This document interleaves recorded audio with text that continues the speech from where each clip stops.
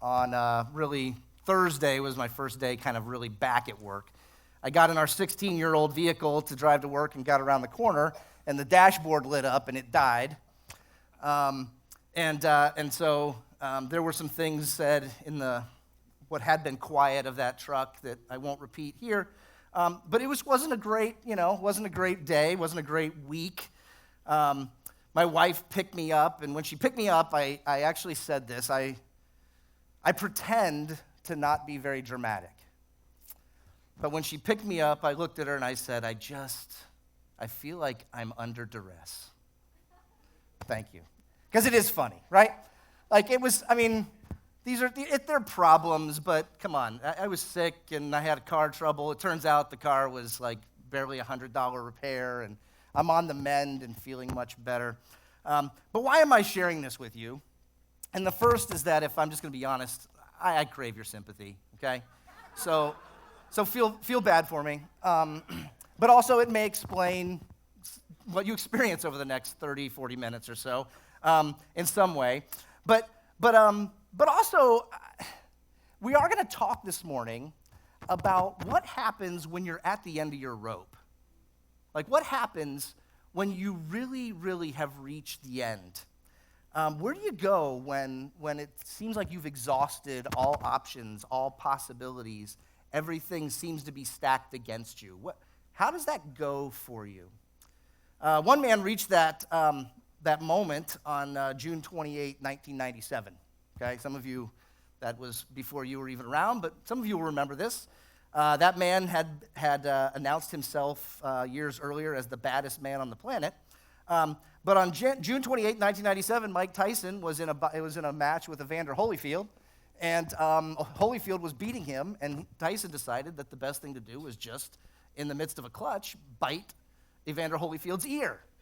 Okay, it came to be known as the bite fight, because in the third round, with about 40 seconds left, in a clutch, he just reached down there with his mouth, and he bit Holyfield's ear. You can see Holyfield responding there in the picture.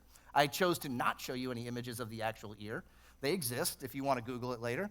There was a 7-minute break in the fight. They finished round 3, decided to deduct points from Tyson but not disqualify him. And they came out for round 4, and in another clutch, Tyson bit Holyfield on the left ear. The referee said no, it wasn't quite as bad a bite, but the referee, again, didn't stop the fight. But at the end of the round, Holyfield's corner called the referee over, and they saw the marks, and the referee ended the fight, and Tyson was disqualified. Now here's the thing, like, no one has ever really accused Mike Tyson of being wholly right emotionally, and Tyson is not some paragon of rational thinking. But what's all this got to do with 1 and 2 Samuel? Well, we're going to look today, in just a few minutes, we're going to turn to 1 Samuel chapter 28. And we're going to see that, similar to Mike Tyson, who had this career where he was unbeatable. He was the king of the ring, okay? And he came to a point where when he didn't know how to handle what was happening. He didn't have a playbook or a script for what to do when things got a little difficult, when things got desperate, where losing was anticipated as opposed to just domination of his opponents. And we've been nearing the end of the story of the character of King Saul, the person of King Saul. I don't want to treat him like he's a character just in some story. This is a real person. About 1,000 years before Christ, 3,000 years ago, he was king of Israel. And we're nearing the end of his story. When we first met him, he was big and he was impressive, he was handsome. But he was made king, and he was disobedient to the Lord. And when the Lord punished him, he responded by kind of trying to save face and doubling down on his power. It went so far as that he began to chase David, and these are the passages we've looked at over the last few weeks. He began to chase David all over the country, trying to eliminate this rival to the throne. And we are just in our timeline of 1 and 2 Samuel and what's the account of what's said there. We're right at this point where this is going to be It's not the very last time where we see King Saul, but spoiler alert, like next week, King Saul is going to die. So this is like the last thing we read about King Saul. And that's where we're going to pick it up. So if you have your Bible, and we're going to look at 1 Samuel 28. If you don't, I've got it up on the screen here for you as well. But we're going to read through this story, and we'll take some pauses as we talk through it. But this is found in 1 Samuel 28. It said, in those days, the Philistines gathered their forces to fight against Israel. Achish said to David, "You must understand that you and your men will accompany me in the army." David said, "Then you will see for yourself what your servant can do." Achish replied, "Very well, I will make you my bodyguard for life." In the chapter just prior to this, David had actually gone to live amongst the Philistines. Now, if we remember the story, it was the Philistines who were the enemies of Israel. It's where Goliath had come from. These were people that were terrible to the children of Israel, but David, for fear of his life, had gone to live amongst the Philistines. Sorry, that didn't solve it. And that didn't work either. There we go. Now, so David has gone to live there, and he's gotten into the trust of the king of the Philistines. And as he's got his trust, the Philistines are actually going to war with Israel. Now, think about this for a moment. As David is getting ready to go to war against his own people. Like he's getting ready to go to war there. So let's keep reading. Verse 3. It says, "Now Samuel was dead." This had been recorded a few chapters earlier. "Now Samuel was dead, and all Israel had mourned for him and buried him in his own town of Ramah. Saul had expelled the mediums and spiritists from the land. The Philistines assembled and came and set up camp at Shunem, while Saul gathered all Israel and set up camp at Gilboa. When Saul saw the Philistine army, he was afraid.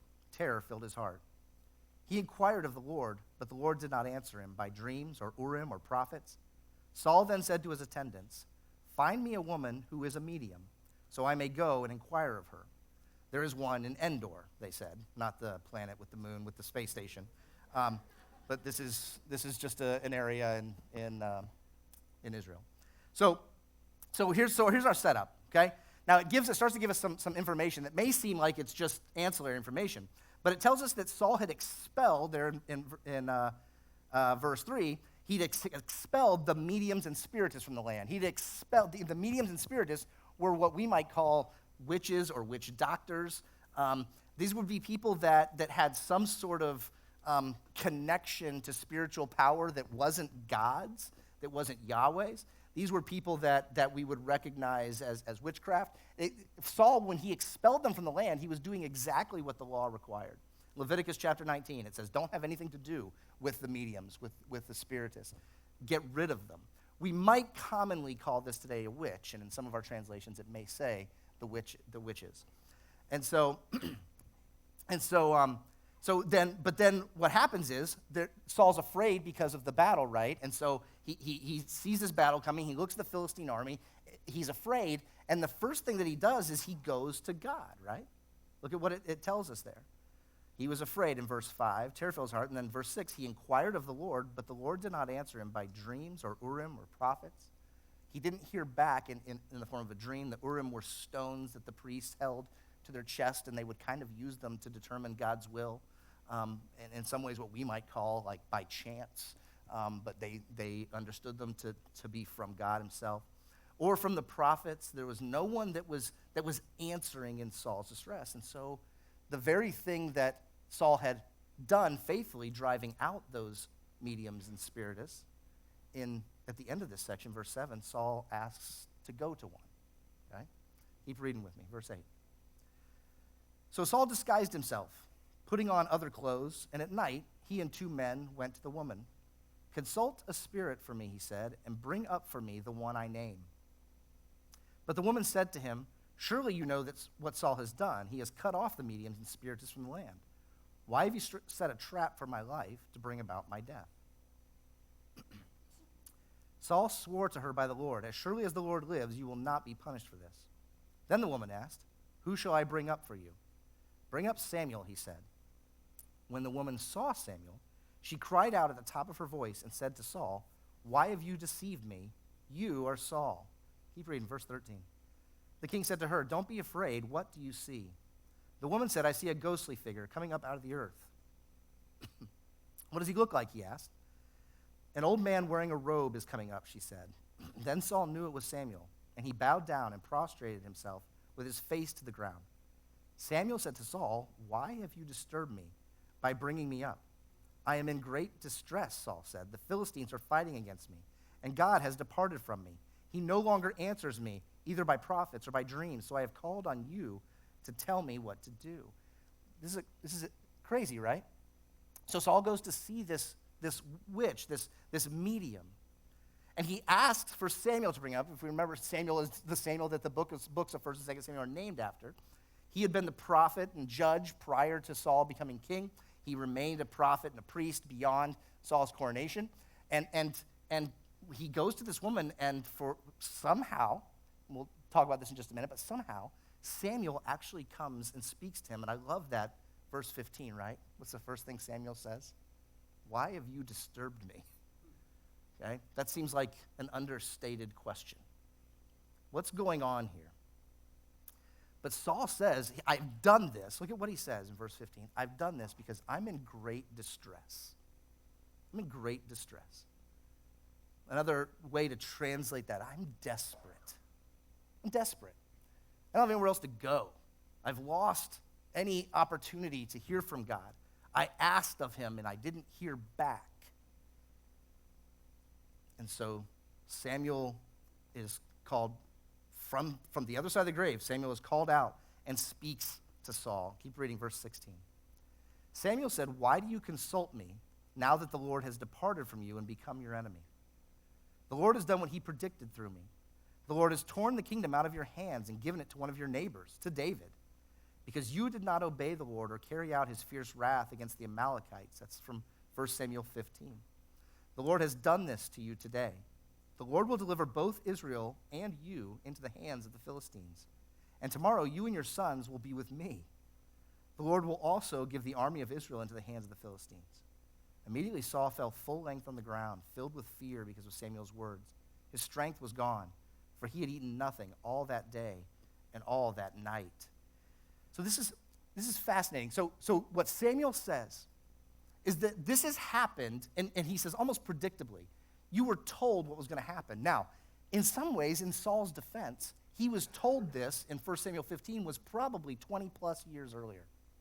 It was probably 20 years earlier that Saul was told that because of what you've done, you're not going to be king any longer. And yet, Saul had remained king for decades. Imagine you were told something that was going to happen 20 years ago. You weren't given a specific date, but you were told this is the outcome. Because of what you did this day, this is going to be the outcome. And you look tomorrow and nothing happens. And a week later, and you're still in that spot. A year later, 5 years, 20 plus years, things had gone on. Now, Saul had done what kings do in those 20 years. He had tried to protect his throne. He tried to make it impossible for David to gain the position to be able to take over. In some ways in this, Saul's even sympathetic. Like, I can feel for Saul. There's a tragic, sad aspect to Saul's story. He really does, at this point, seem to look for God. He at least goes initially to the right places. And God was silent. Now, God's silence is a whole other topic. Would God have answered if Saul had waited a little longer? Would God have given Saul an answer about what to do if he had been a little more patient? Was God silent because in God's knowledge he knew where Saul was headed next? Honestly, these are things that we don't know the answer to because all we know is what Saul did. We don't know what would have happened if Saul had done differently. But there is a bit of sympathy for him. But Saul's a contradiction. He was serious about witches. He had thrown them out of the land. He used his power as king to clean the land of the witches, but he then goes to see one when he's desperate. In some ways, Saul's pragmatic, right? There's certain things we say that just like, well, desperate times call for desperate measures, right? And so I'm at the end of my rope, and God doesn't seem to be answering or working for me. I guess I should try something else to see if it's more effective. We might think that, well, the ends may justify the means, he needs to know, and he's got an army behind him that he's responsible for. There's people that are counting on him whose lives are going to be lost if Saul doesn't lead victoriously in this battle. So he needs to know, by any means possible, he needs to know. But what we see, where we see Saul go and what we see happening is clearly not what God would have him to do. So how do we understand this? What do we do with this story? This isn't like the final chapter of Saul's life. We're going to see one more, that it's his death. But this is the chapter before the chapter, right? The last chapter. And what do we do with this? It's a simple story, right? Straightforward. Things like this happen all the time. Well, no, not really, right? It's bizarre. It's strange. And here's the thing. There's stuff in here that just doesn't add up. And there's things in here that I'd love to be able to give you like an answer of the mechanics of the afterlife and how Samuel is from the afterlife called up by this witch, but I don't know that I could adequately explain it. It's been a question that actually has stumped theologians for many, many years. Theologians certainly much more notable than me. Martin Luther struggled with this question. John Calvin struggled with this question, trying to come up with explanations for what really was happening here. So we're going to do our best, but understand this. The word supernatural has a meaning. This goes beyond our natural explanations. And if we're going to be naturalists and not supernaturalists, we're not going to be able to accept what the scriptures teach us anyway. So we're going to approach this, I want to look at just first things first, okay? First things first that I've hit on here. This story is real, okay? The story is real. There's no reason for us to distrust the scriptures, the validity of the story. It seems that somehow this spirit of Samuel appears, speaks to Saul, and this all takes place after Samuel's death, okay? I think we're just going to have to take it at face value. There's things in the scriptures that we cannot just simply explain and add them up, okay? The next thing we need to understand is that we are trained to be skeptical of these stories, okay? We are trained to be skeptical of stories like this. And I'm going to ask for you to indulge me for a couple minutes with an illustration to just talk about where we are. We have cultural bias, right? We have a cultural bias that presents certain things to us in a certain way, and we don't even have to think consciously about it, but we make assumptions when we see something like this. And so I want to use this box, okay? And this box is just going to represent, we're going to say that inside this box, we're going to put everything that is real, okay? Everything that is real. And because we have a particular cultural bias, we're going to put matter in that box, okay? The material world goes in that box, right?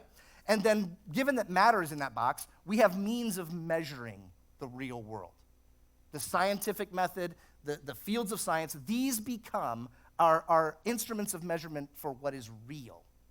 If it cannot be measured in these ways, it must not be real. And then what happens is when something shows up in the spiritual realm, it's outside that box for us, okay? It's just sort of outside that box. And so we encounter something like this in 1 Samuel chapter 28, and we go, meh, I don't think so because that can't happen.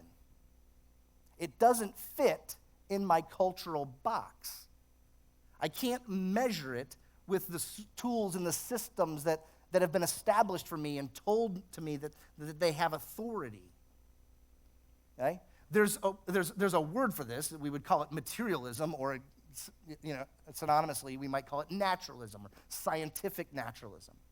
Okay? It's the prevailing viewpoint of our, what we call Western culture, and we need no higher authority than Ghostbusters, right? Think about this. We can go back 35 years now, right? 1984 this came out. But here's what Ghostbusters taught me at 9. I wasn't allowed to see it at 9. I probably saw it like a year later on VHS or something. But here's what it taught me. That, there might be things out there that we call paranormal. We won't use supernatural. Paranormal. They're not normal like we typically, but they're just kind of on the side. They're parallel to the normal world. But with the right scientific instruments, we can measure them and capture them and defeat them. That's cheeky, I know, right? But the point is, like, that movie doesn't make sense unless you have certain cultural assumptions like we have. And it is that anything that happens in what we might call the supernatural, paranormal, spiritual world, it's still subject to our scientific boundaries. By the way, the reverse is true in other cultures, okay? There are cultures who actually take the spiritual world and put them in the box, and the material world is on the outside. This is the basic difference, the basic dividing line between what we call Western culture and Eastern culture, okay? And so you may have cultures that say, no, the material world is actually false. It's not real. This would be sort of like the underpinnings of Buddhism or some Eastern religious systems, okay? But what we wind up with here is what we'll call a closed system. We live in a system that just assumes that the material world is what's real, and it is closed. It's not really open for discussion.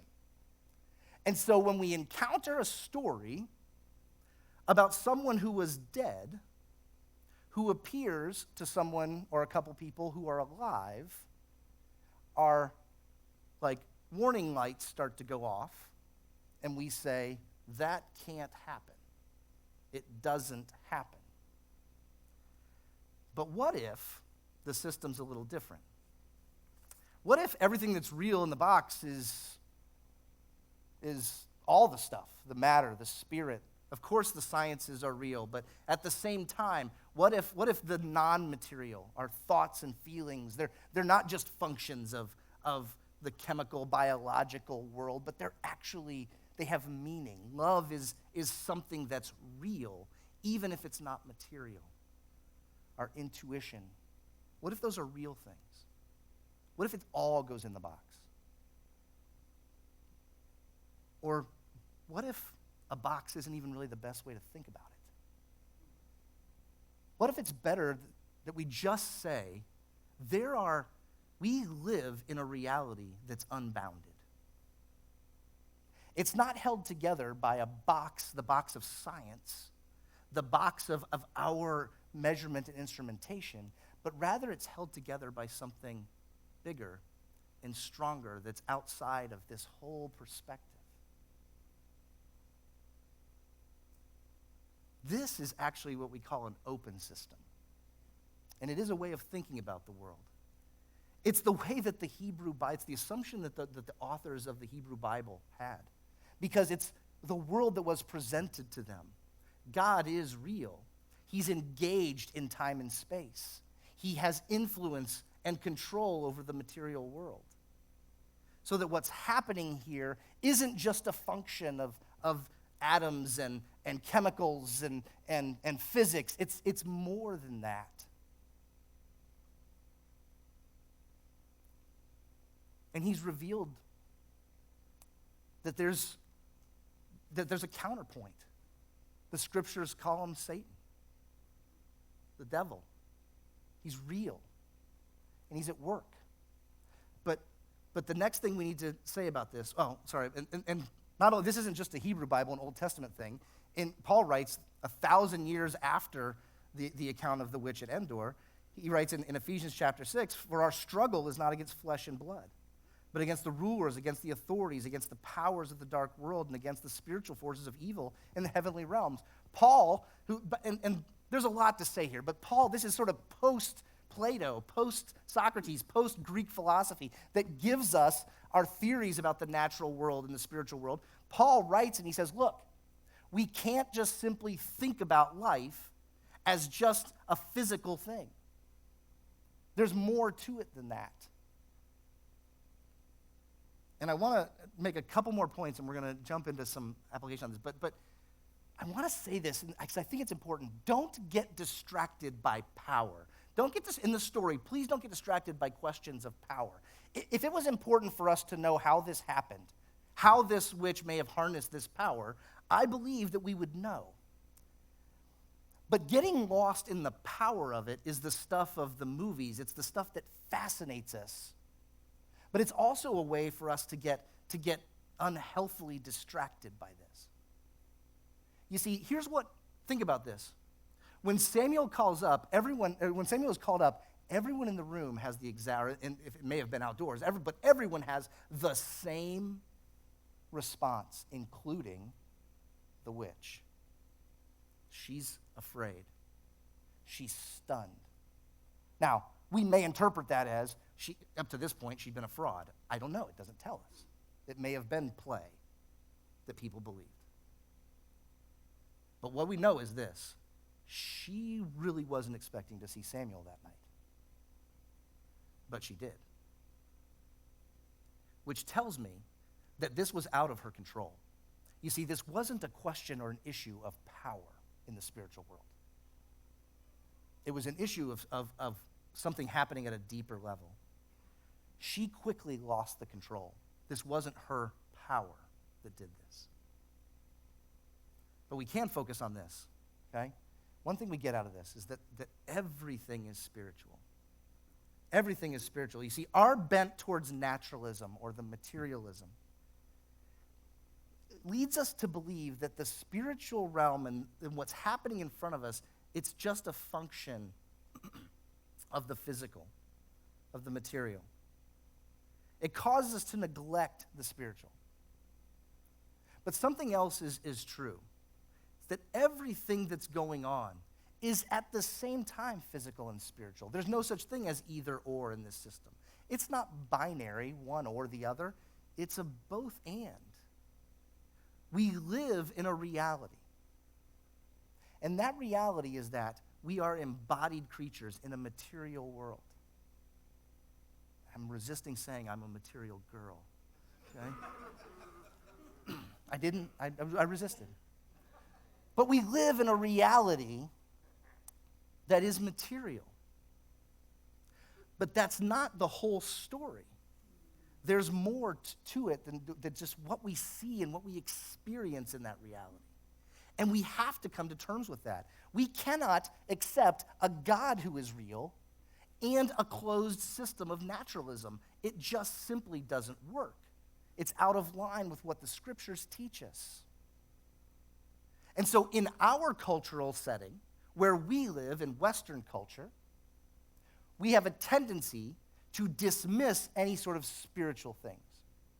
And I believe wholeheartedly that that's actually part of when Paul writes in Ephesians chapter 6 with, we wrestle not against flesh and blood, but against rulers and principalities and powers, that's actually a strategic tactic of those principalities and powers, is to keep our eyes blinded to the reality of the situation. And the reality is that everything is spiritual. Everything is spiritual. Oh, I had a real sickness. It affected me at the physical level. But the things that have happened in my life over the last few weeks have been spiritual as well. I'm not saying that if I just had enough faith, I could have faithed the pneumonia out of me. But I am saying that what took place had components and dynamics that were physical and spiritual in my life.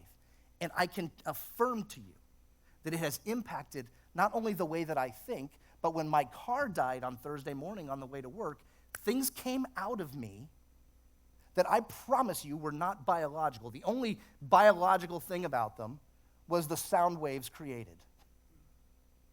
It was stuff in my soul, in my spirit that was there. Do you follow? Everything is spiritual. And so if that's the case, our wholeness, our flourishing, demands that we address the spiritual. It demands it. We can't just be functional naturalists who show up into a church setting and assume that just simply by passing through the doors or simply being a part of a church or being engaged at some level with a faith is going to do the trick. We have to confront this. And so I want to talk with the rest of our time about witch hunts. Okay? I want to talk about witch hunts. The phrase witch hunt has become a popular cultural refrain, right? It's like the trump card you can play when you're maybe being accused of something and you want to say, like, well, you're just on a witch hunt. That means the things that you're saying, they're not real. You're making it up, okay? It's been a long time since I've quoted C.S. Lewis, so those of you who want to make fun of me for it, stop. It's been a long time. But C.S. Lewis in Mere Christianity, he actually says this specifically about witches. He says that 300 years ago, he was writing this about a century ago, 300 years ago, people in England were putting witches to death. But surely the reason we do not execute witches today, you could say, is that we do not believe there are such things.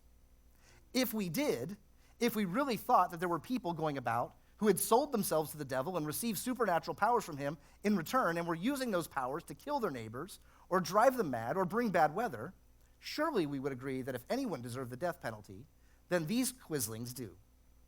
There is no difference of moral principle. The difference is simply about matter of fact.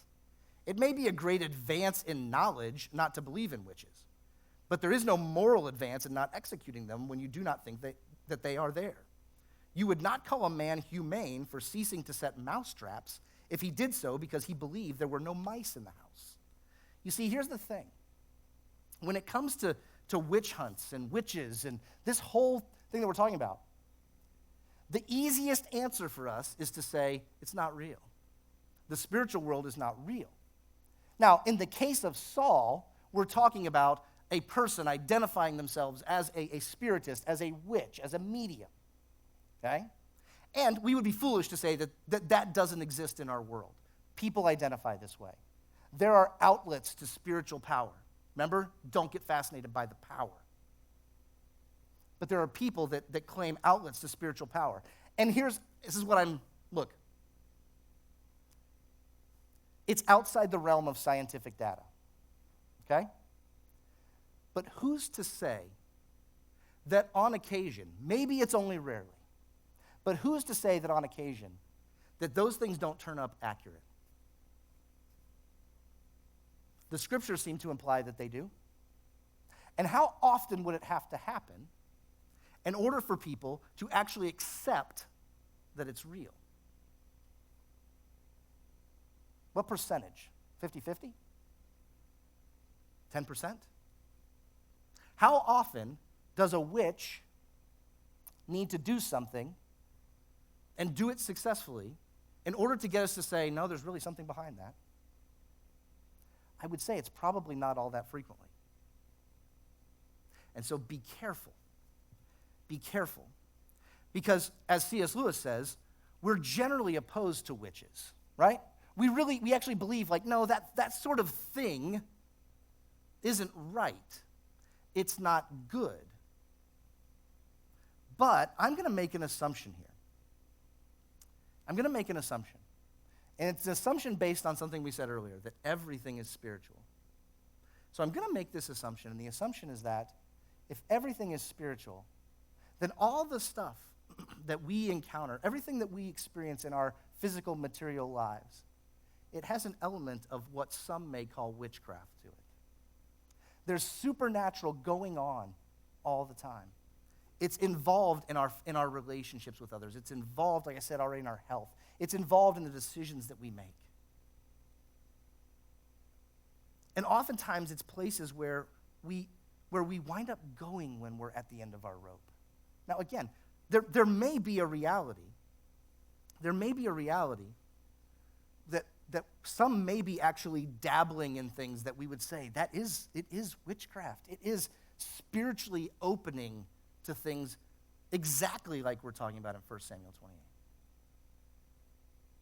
But I put that word witches in parentheses there, or sorry, in quotes, with the idea being that sometimes witches, they're not necessarily overtly spiritual. The spiritual side of what some of our witches may be is hidden in order to keep us engaged with our closed system, Western mindset, material world thinking, still engaged. Let me explain what I mean. But at the end of our rope, we understand this. We have to be capable. We're capable of doing these things. Notice, just in the story, I want to say this before we move on to our last thing. Notice this. Saul had driven the witches out. He'd gotten rid of them. Okay? They were out of the land. So we could say no one was more opposed to witchcraft than Saul. He was given power by God over the nation of Israel, and he used that power to drive them out. And yet, when he reached the end of his rope, when he got to the end of all other options, he goes to the witch. This happens, right? We know what this is like. It's the story of like the really conservative leader who's been opposed to things, perhaps politically opposed to things like abortion, and then we find out that in the closet that there are skeletons.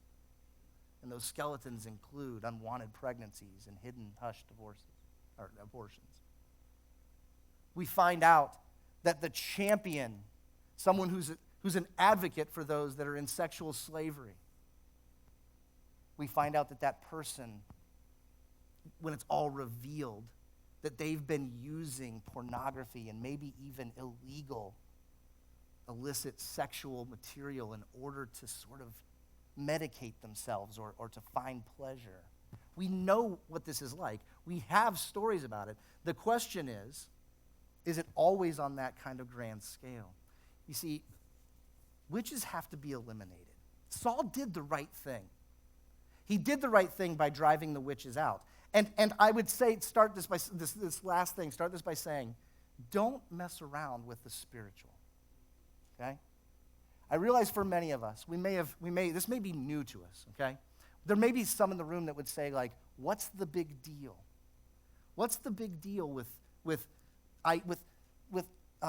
astrology, and what's the big deal with I don't know. I don't have the math to tell you what the big deal is. But I can tell you this. I can tell you that the spiritual world is every bit as real as the physical world. And I can tell you that some witches are overtly spiritual and real, and they're dangerous. Be careful. But again, if everything is spiritual, pay attention to all of it. You see, if everything is spiritual, then our words and truth is a spiritual thing. And when we start to champion my truth, that somehow reality is contingent upon what I have to say, we're getting into dangerous ground where we may be consulting a witch by rearranging the truth in order to meet our story. So my life has become difficult and things aren't working the way that I want, and so God doesn't seem compatible with what I'm experiencing in my life. I'm going to rearrange the truth to fit my life. I'm going to consult that witch. We may be fearful of losing some sort of power, whether it's locally, personally, or even culturally. And so we use our voice to fracture and humiliate others and to put them down and to power up on other people. We humiliate them for the sake of winning an argument or taking a stand or consolidating, maintaining power. That's a witch. You see, I'm tempted every day to use my words in a way that's spiritually demeaning to others, that reinforces my position. And when I'm losing, when I'm getting distressed to the end of my rope, I use it to humiliate others, to fracture relationships.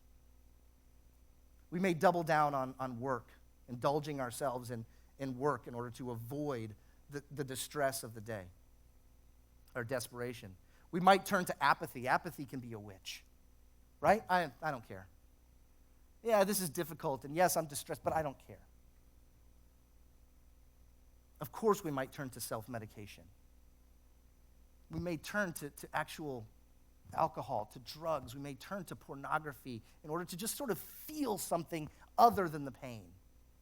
Those are witches. Saul went to the witch for the same reason we go to all those things. He was desperate. He was distressed. He'd gotten to a place where the tactics that he'd been using were failing. And so he turned to something that he thought might work. So I want to close with this. Remember I said, don't get fascinated with the power. The spiritual issue is never an issue of power. The power in this dynamic is said and done. I can tell you who always had control over the encounter that took place in 1 Samuel chapter 28, and it was God himself. Nothing happened that night that God did not have ultimate power over. You see, when we get into a power struggle or we get fascinated with questions of power, we're treading in an area that the answer is already given. God is the one who's powerful. No matter what power that witch may have had in order to bring Samuel back from the dead, that power, it answered to God, ultimately. So the question of what do we do about this, it's not just try harder or exert more power. The answer is a battle for truth. Look at a few passages here. John writes this in the words of Jesus. He says, Jesus said to him, this is John chapter 8, if God were your father, you would love me, for I have come here from God. I've not come on my own, God sent me. Why is my language not clear to you? Because you're unable to hear what I say. You belong to your father, the devil. And you want to carry out your father's desires. He was a murderer from the beginning, not holding to the truth. For there is no truth in him. Catch this. When he lies, he speaks his native language. For he's a liar and the father of lies. Get this right. If everything is spiritual, then all spiritual battles have something to do with the truth. Why? Because Satan speaks in lies. Satan speaks in lies. And what Saul had experienced in his life was not just 20 years of maybe this is going to happen, maybe it isn't. Saul had experienced at least 20 years of his life of lying to himself. That maybe God's not going to do this turned into, I can hang on to this. If I fight hard enough, if I have the right strategy, if my tactics are good enough, if I can cut off David's power before it rises, I can win. It wasn't a battle of power that Saul was in. It was a battle of truth. John also writes, but in one of his letters in 1 John chapter 4, he says this, dear friends, don't believe every spirit. Test the spirits. Test these ideas, these messages. See whether they're from God, because false prophets are out in the world. You catch this? There's false prophets in the world. People prophesy. They're giving things, they're giving truth out that's false. This is how you can recognize the Spirit of God. Every spirit that acknowledges that Jesus Christ has come in the flesh is from God. Every spirit that does not acknowledge Jesus is not from God. You ready? It's a simple test. How do you know whether or not you're engaged in a spiritual battle? Well, first off, you are at some level. Okay? But second is this. Or how do you know where to go? Which path, which idea, which voice most proclaims Jesus Christ as the answer to the problem? Where in my life is Jesus magnified, amplified, and where is he being diminished? This is how we know. And finally, a little bit more of that passage that Paul wrote to the church in Ephesus in Ephesians 6. Our struggle is not against flesh and blood, but against rulers, against the authorities, against the powers of this dark world, against the spiritual forces of evil in the heavenly realms. Therefore, put on the full armor of God, so that when the day of evil comes, you may be able to stand your ground. And after you've done everything to stand, stand firm then with the belt of truth buckled around your waist. There's a longer passage that goes through different pieces of armor, but notice the very first thing that Paul writes to the church in Ephesus. If you're engaged in a spiritual battle, you don't begin with a sword. You don't even begin with a shield. You begin with a belt. You hold your pants up, for lack of a better way of saying it, right? You hold your pants up and you hold them up with the truth. All spiritual battles begin with truth, not with muscle, not with might. You see, spiritual battles, the spiritual war is already over. The big war, capital W war, is over. And God wins. Every spiritual battle that we face,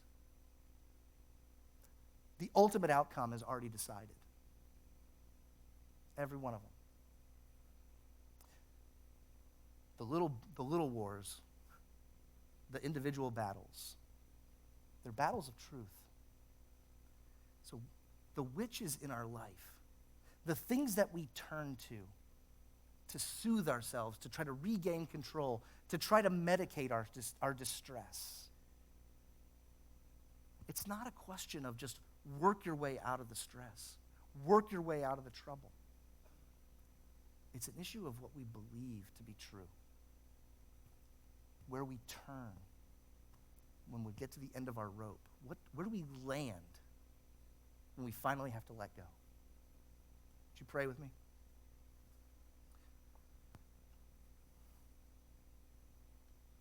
God, even this act of prayer admits it. It confesses that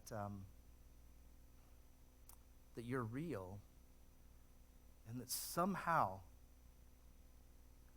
speaking to you, turning our attention to you, stopping the other things and just acknowledging you, that it matters.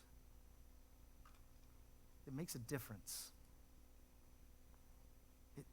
It really impacts what is real, what's going on.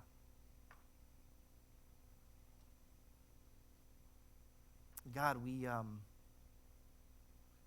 can know that you're there and still ignore who you are and still move away from your truth. God, I ask today, that as we as we wrap up, as we sing again, that we would acknowledge your truth. We would acknowledge who you are. That we would, in the midst of everything else, in the midst of our lives in this moment, stop